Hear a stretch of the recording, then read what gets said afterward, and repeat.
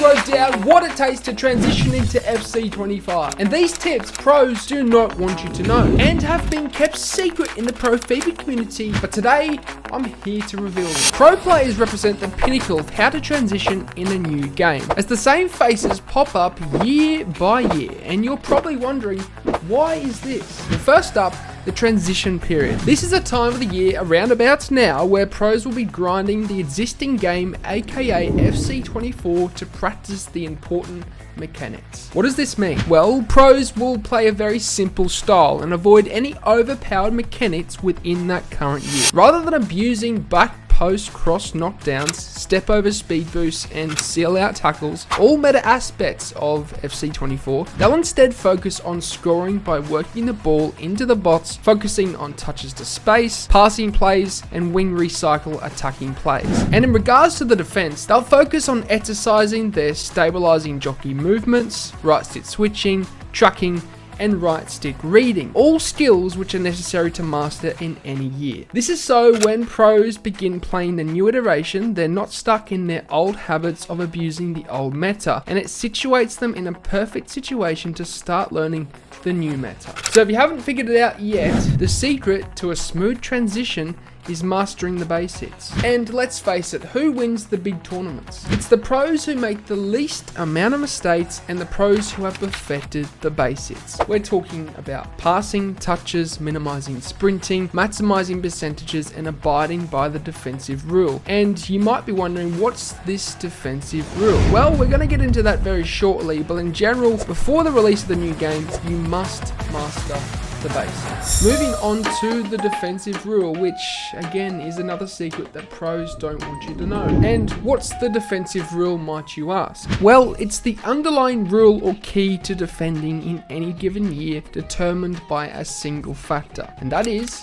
jockeying mechanics. You see, in years where jockeying has been rather reactive, giving you the ability to adjust very quickly, for instance FIFA 20, where you could overcommit with any defender but quickly readjust to the attacker on the ball without leaving a gap or space for the attacker to exploit, you can subsequently play a defensive style that mimics high press tactics that squeeze and suffocate your opponent. You can play a high press style in the opponent's half, in the midfield, and even in and around the box. And this is simply because if you overcommit in a year like that, you can essentially readjust your defender without having to worry about leaving that gap open. Whereas if you compare to years like FC24, jockeying is rather slow, lethargic, and non-reactive, and you'll notice that if you so as to overcommit slightly, there is nil ability to adjust, and it will leave your defensive structure and formation very fragmented when it comes to defending against your opponent.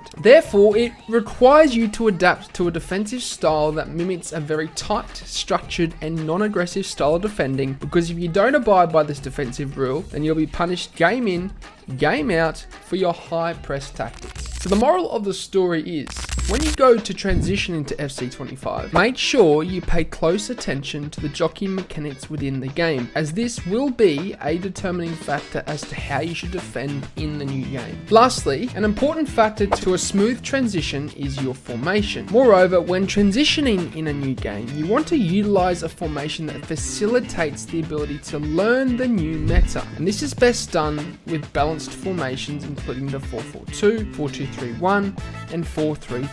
And why is this, might you ask? Well, certain years are suited for more narrow formations, whereas other years are more suited to wider formations, and balanced formations allow pros to get a feel for the game in a more authentic way and figure out whether abusing the middle or abusing the wing best suits the mechanics of the game. And the 4-4-2, 4-2-3-1, and 4-3-3 are all formations which best allow you to explore this, as they offer attacking strategies on both the wing as well as through the center. So in the latter stages of FC24 and in general moving into FC25, I highly recommend abusing formations that are very balanced in nature so that you can adjust to the new game and get a feel for the new meta and new mechanics, and then we can look to transition and change our formations based on what works in that given year. So there you have it. There are 3 key points for you as to how you can best transition into a new game. This is exactly what I did when I was competing as a pro, and many other pros